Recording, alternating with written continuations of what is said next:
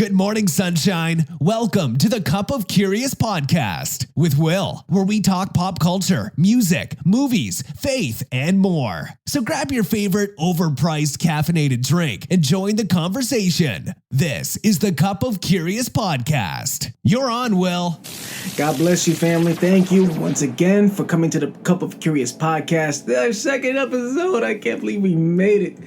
And if you saw the first episode, I appreciate it very much. Right now, these are just going to be on YouTube until I can find a good platform for these podcasts. But this is fine. This will do for now. I'm very happy with it. I more or less have gotten pretty good feedback from it. There's some people who are a little, I guess, thrown off by the music in the background, which I personally chose to do just to give like a chill, relaxed vibe. Some of you who listen to my music, for those who don't know, I'm also an artist. This is actually the same instrumental that I used for my song Maturity in my album, I believe it's Ken 2. And the reason I say I believe is because it's been a long time since I've written any kind of music. Anyway, hopefully my speech will be a lot smoother. There won't be a lot of stuttering or repeating of words, which if you listen to the first podcast, there was a lot of that. But anyway, thank you guys so much for tuning in. As always, I like to tell you guys what I'm drinking, hence the Cup of Curious. And just like last week, I'm drinking water, but this time it's Great Value water. And if you don't know, that's from Walmart. And it's probably not the best water to drink, but I'm thirsty and that's what I choose to drink. Yes, I just drank in front of the mic and I'm not apologizing for it. Anyway, so we have a few things we're going to talk about today. First and foremost, when I do these kinds of podcasts, I like to get the negative stuff out of the way. There's a lot of stuff that happens in the world and a lot of it's not always good. So I'm choosing to do the real world news and, the negative things that's going around first, just to get it out the way so then I could get you guys with some more positive stuff. If you've been listening to the news, if you're in the Philadelphia area, you know that recently we had this issue where this guy, he was holding up two policemen in his house as hostages. Well, I don't know if they were hostages, but he held them up in there. It all started with a search warrant. They wanted to search this guy's house for what? I don't know. I believe it was for drugs or guns that he may have had. And it just went all wrong. And he started firing at the police officers. He ended up shooting and injuring 6 of the police officers. I think he injured 5 because one bullet actually just kind of grazed a guy's head. That's insane. His head. We could have lost an officer. And it was like the block they were on was on lockdown. I believe it was 15th Street in Pacific, or at least somewhere around there. And it was just insanity because I just remember coming home from work and looking at the TV, and that was on for hours, and apparently it was on for 8 hours with this a standoff with this guy. And they eventually got him. He's most definitely going to jail for a very, very long time. And here's the sad part about all that. Yesterday, I was coming home from the gym with my family, and I was going through, stories on my phone. And on Facebook, I found that I found that there's people who fully intended, because this recently happened, I don't know if it did or not, to basically not riot, but they wanted to get together and form some kind of, I don't know if you want to call it not a march. I'm trying to find the right word for it. They want to just basically in defense of the guy. And I was shocked. A rally, that's the word, a rally. They wanted to rally up in support of this guy so he didn't go to jail. And it blew my mind because I don't understand why. And then in addition to that, a friend of mine showed a video on Facebook of people, pushing and laughing and provoking these cops while at the scene. These cops are laying out their lives trying to protect these people, protect that neighborhood, protect, the public, and they're pushing the cops, they're aggravating the cops, they're agitating the cops. It's such a hostile situation, and you got these people acting idiotic. For what reason? We have, and I can only speak for the city of Philadelphia. I recently, posted something that, you know, a lot of people think Philadelphia is like the worst of the worst when it's really not. I read this article about like the top 25 states, not 25. It was a number. It was a number of states and cities based on how dangerous they are. Based on how dangerous they are, based on violent crimes like rape, murder, and that kind of thing. Philadelphia, the city of Philadelphia, ranked 25 out of the 100 cities counted. And Pennsylvania, out of all the states, ranked at number 21. So we're not the worst, but we do have a lot of problems here. And on top of those problems, we have a very poor view of our boys in blue. And I understand it because there are corrupt cops out there who are out there, you know, just for their own gain. There are cops out there who are, you know, prejudiced towards people of whether a different religion, a different skin color. There are cops out there, so I understand a bit of the hostility between the police and the citizens. I understand it completely and entirely. However, it is completely ignorant to think that all police are like this, because they're not. And it saddens me. It deeply saddens me to know that they are these police officers who are literally putting their lives on the line in front of people, and here they are, pushing them, agitating them, laughing at them. So yeah, supposedly when they were getting fired at or shot at, there were some people laughing at them, and it's ridiculous. At the end of the day, these are human beings, and again, not all police are like this. And even if there were police in that group, because supposedly there were over 100 cops there, even if there were police in there with that mindset, at the time they were doing their job. And it's just sad to know that this is where we are, because and supposedly one of the reasons they rallied up is because the guy's black, and it has some attachment to Black Lives Matter. And I've always said that while I don't agree with the group, how they've approached certain things, I absolutely agree with the sentiment of Black Lives Matter, because the black community has absolutely been hurt by the corrupt cops of, you know, of America, not just here in Philadelphia. But if that's the mindset, who's to say that they won't rally up for a child molester because he or she is black? Who's to say they won't rally up for a mass murderer because he or she is black? You understand what I'm saying? It's not that I'm against people rallying up, especially if someone is guilty of something they didn't do. I have a problem when we start doing these things just because. And that's what this is looking like. Something that we're doing just because, you know, we feel oppressed. It's a criminal. He needs to be in jail for what he did. It's a crime what he did, and there's a punishment for the crime, regardless of where your social views are. When it comes to criminals, if they did a crime, if they're posing harm or are harming somebody, they need to be reprimanded, and there should be punishment. That's how I feel about the situation, and it's so sad that this is where we are as a community, where we are as a people. My prayers are out there to the families of the cops, because that I can't imagine the stress that they've been put under, knowing that their loved one has been shot and they're in the hospital. They don't know, but thank God they were all in stable condition. God bless our police force, you know. And I pray that the God of justice will seek out those corrupt police officers, expose them, and they lose their job. You know, and maybe that's a little harsh thing to say, but that's how I feel as a minority. That if you're out there, you know, with this mindset, oh, I'm gonna get all the brown people, all the blacks and Spanish, then you shouldn't be working where you're working. You shouldn't be allowed to carry a gun. You shouldn't be able to have this authority. So I sincerely hope that, again, that the God of justice that I believe in will weed out those corrupt cops. And at the same time, that the God of love and mercy touches the hearts of those who feel like they have to rally up for a person who did a crime, and bring some common sense back, because I think that we're losing a lot of that. This is no disrespect to nobody, especially like if you are hurt, you know, in that side of the spectrum. If you have been hurt by corrupt cops, this is not to diss you. This isn't throwing shots at y'all.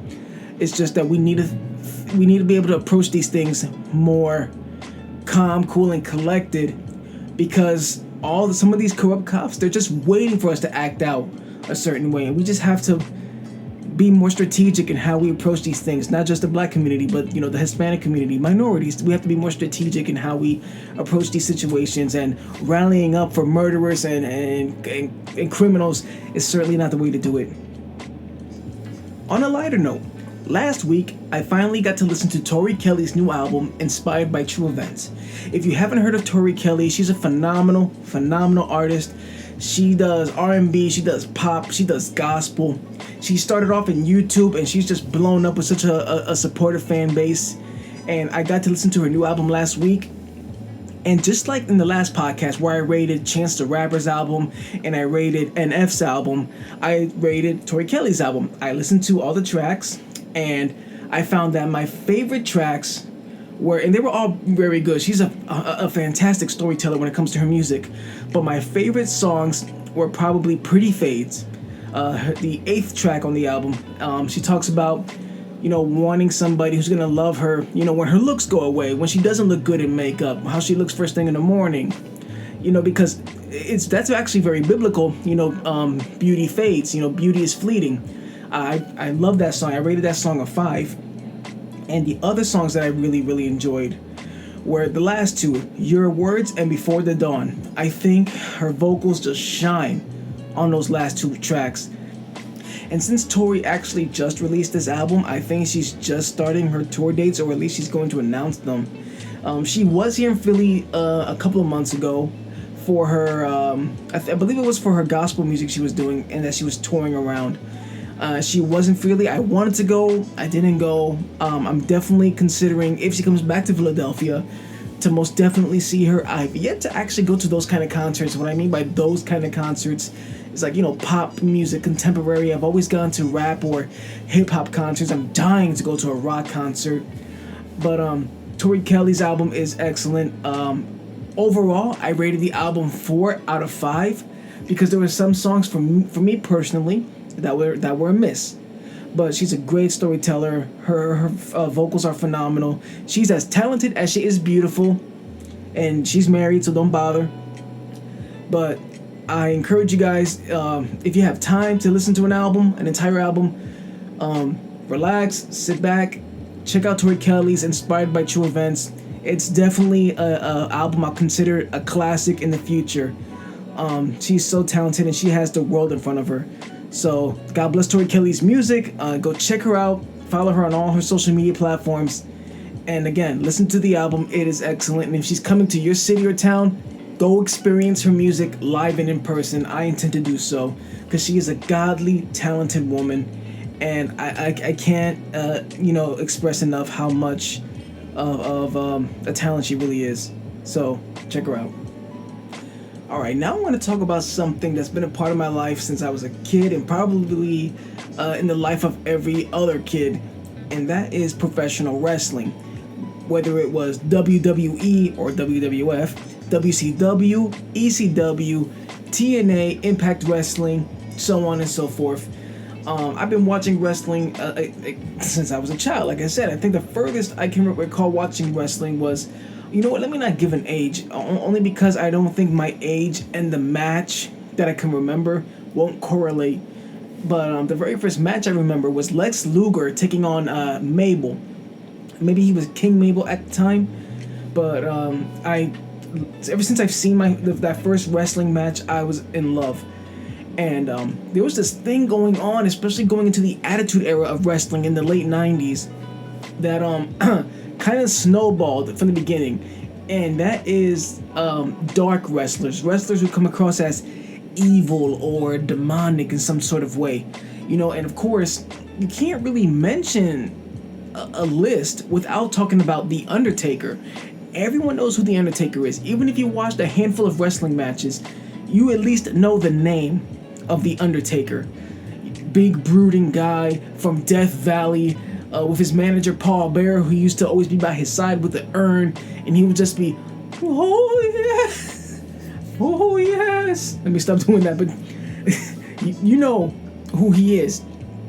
Everyone knew The Undertaker, and it went from this cheesy kind of cornball gimmick to something phenomenal over the years. And if you look at any documentary on The Undertaker or or at least the interviews of people asked about The Undertaker, he is one of the most respected men in the business. He's the longest tenured in WWE, I believe 25 years in the WWE. And I think he just signed a new contract, which is a lifelong contract. So he ain't going nowhere he ain't going nowhere. But I always wondered why people love The Undertaker so much. Why do we love this dark character? And I remember one time, I believe it was at WrestleMania, and someone could probably correct me in the comments section. I believe it was WrestleMania 9. The Undertaker was coming out to face the Giant Gonzalez. And it was either Gorilla Monsoon, Jim Ross, or it wasn't Bobby the Brain Heenan. It was either Gorilla Monsoon or Jim Ross who stated, how can a man who surrounds himself with darkness bring so much light to people? And if it wasn't WrestleMania, it was somewhere else. But I know one of the announcers said that about The Undertaker. And I just found that so weird because it's true. Because dark characters like The Undertaker always seem to get a strange pop. Whether it was The Undertaker or Jake the Snake Roberts or Kane. The Undertaker's on-screen brother. When he first came out, I was terrified. He was husky. He had this mask. He has this mystique. Mind you, this was during a time where I still thought wrestling was real. So I'm seeing Kane come out, during the Bad Blood pay-per-view at the Hell in a Cell match, ripping a steel cage door off his hinges. I'm like, dude, this guy is strong. Oh my God, I don't want to be nowhere near him. And then, Mick Foley came out with the Mankind gimmick, and he was such an enduring character. It was just phenomenal. Then you had The Brood with Gangrel, Christian, and Edge with in my opinion, one of the greatest entrances in WWE history.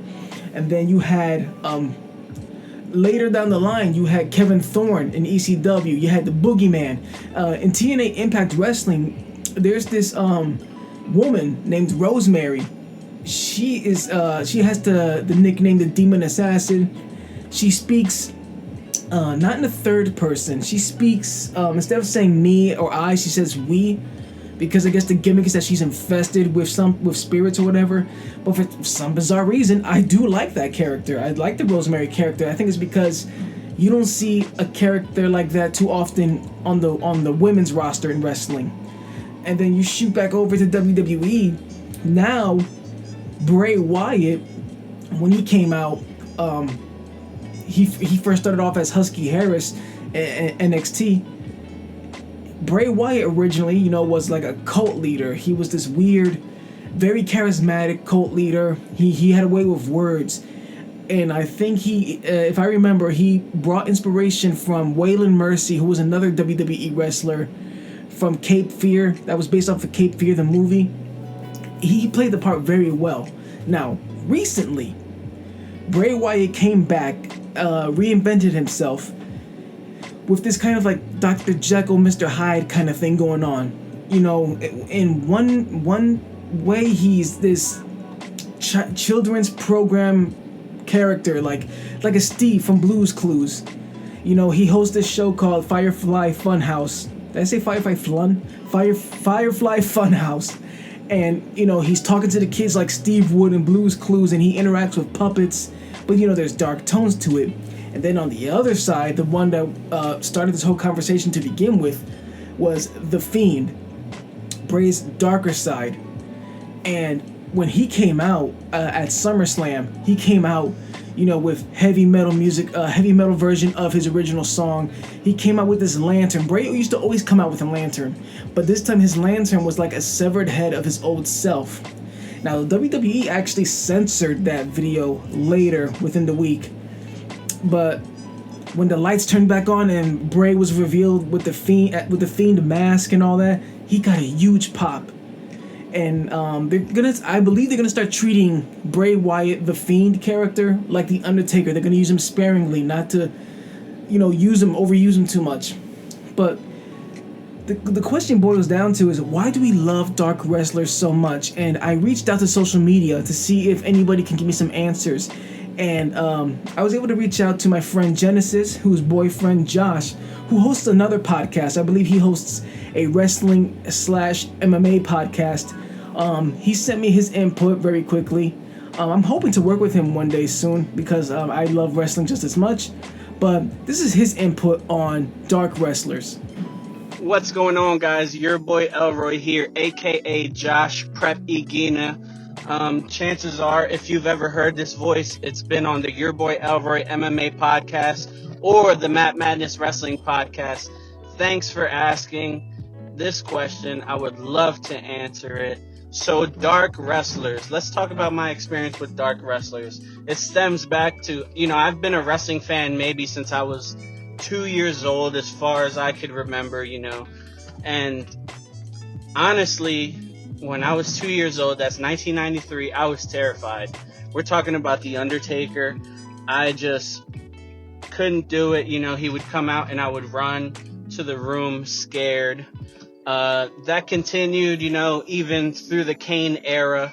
I was extremely scared. And then when it got to the Ministry of Darkness, even worse, with Viscera, I was terrified. But now we're moving to an era with like a Bray Wyatt. I'm a little older. I understand the process. And I love it. I still can't get down with characters like Undertaker. Kane's pretty cool. I just like his attire, but the character not so much. But the Bray Wyatt character from before was awesome. And now, people like Aleister Black, people like The Fiend, I love it. Especially The Fiend with that high quality, horror movie-esque entrance, the finishing move, the snap of the neck, it's pro wrestling. And with stuff like that, I just gravitate towards it. The hokier, the better for me. That's why I get down with characters like Orange Cassidy on the indie scene, because it's just, it's pro wrestling. You can't really take yourself too seriously. But I hope I did a good job. Feel free to ask me again. Anything, I'd love to come on. This has been Your Boy Elroy, and I'm out. Thank you very much, Elroy, or Josh. I'm not sure what name you would like for me to use. As you heard, he has two different podcasts, one for MMA, one for professional wrestling. I said he had one of a combination. I guess he's part of two. So I will put those in the link below if you want to check them out. I certainly am. And it's funny because I mentioned this King Mabel or Mabel in the beginning. And later in the Attitude Era, when Mabel will make more sporadic appearances, The Undertaker came, quote-unquote kidnapped him, converted him to the Ministry of Darkness, and he became Viscera. And yeah, Viscera was an intimidating looking guy, especially in the beginning, not when they turned him into the world's biggest love machine, which was fun to watch, but that's not what this is about. And he mentioned also like Bray Wyatt had like a horror movie-esque entrance, and I think maybe that's why we like dark wrestlers so much. In the same vein, we like horror movies. We like getting scared. We kind of like that mystique that surrounds the wrestlers. But then I have a second question, and maybe we can ask this again at a later time. But why, when these dark wrestlers are so successful, when they're dabbling with the dark arts, like an Aleister Black or the Undertaker when he was in the Ministry of Darkness, these characters took off. A wrestler who is faith-based could never really get the ball rolling, because if you ever looked at WWE, at a point there was a wrestler called Reverend Devon. It was Devon of the Dudley Boys, and they kind of did a spin on the Reverend Preacher gimmick. And they made him look like one of those prosperity preachers, the collection plate. It didn't exactly paint believers in a good light.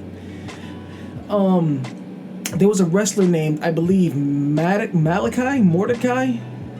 He was supposed to be like the opposite of the Undertaker, like a man on a holy mission, but at the same time he was a heel. Then of course you have Brother Love, who was like the corrupted preacher. There was never really a good representation of faith in a professional wrestler. Now, mind you, I'm not talking about wrestlers who are Christian outside the ring, like say a Shawn Michaels or Undertaker. Surprisingly, he's been on a few Christian church interviews. Surprisingly, he actually credits his rekindling his relationship with God to his wife, Beth Phoenix, who's a Christian woman, Rey Mysterio, who I believe is Catholic. But those faiths were never really integrated into a wrestler's character. We can say that the New Day, Xavier Woods, Big E, and Kofi Kingston, when they first started, possibly was like a gospel thing going on. Because when you think about it, the New Day, what's one of the things that a lot of Christians say, especially a lot of those who are in the Baptist church, it's a new day. When the Lord, wakes you up, it's a new day. So, and of course, Big E had that preacher voice, and he has a powerful preacher voice. If he's not a preacher or if he's not a believer, I hope God talks to him, because that man's got a voice to preach. But even if you look at their vignettes, they had a choir behind them, and they would talk like they were preachers, and it got such a negative feedback, and they ended up becoming this more goofy, fun-loving, more about positive vibes kind of thing, unicorns and pancakes and that kind of thing. And it just makes me wonder, like, why can't we have a solid faith-based wrestler? Because we had wrestlers who were Muslim in Muhammad Hassan. We had plenty of wrestlers who are quote-unquote Satan worshippers or into witchcraft and that kind of stuff. But we barely ever got a wrestler who, let me say it this way, we never got a good wrestling character who was a Christian. Even and I'm not trying to throw shots or nothing like that. The LGBT community, we had Billy and Chuck and Billy and Chuck, who were supposedly like gay. They were very flamboyant until the wedding thing happened, and they kind of screwed it up. People were very upset about that, and then there's I believe a gay wrestler in AEW. I forget his name. A young man or girl, I don't know how he's identifying himself or herself, but it seems like every other lifestyle, it has a positive figure in the wrestling industry except for Christianity, which I find it very odd. And maybe one of you can answer that for me, who watches wrestling as much as I do, or as much as I did, and can answer that. I'm not saying that if you're a Christian wrestler or a wrestler whose character is a Christian, you don't have to preach. You don't have to, you don't have to like expose it as a like the prosperity Christians, like what they did with Reverend Devon. I don't know.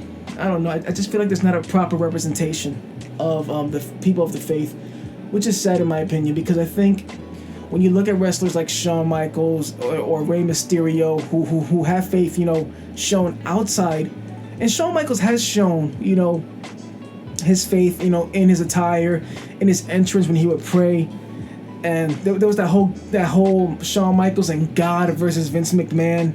But they really kind of wanted to mock Shawn Michaels' faith. They played around with it, in my opinion, and I don't think Shawn was too happy with it. I mean, at least I wouldn't be. But we've never had like a wrestler who was like, a good representation of the faith, and I wish we had that. But guys, I'm going to end the podcast here. Thank you again so much for listening to the podcast.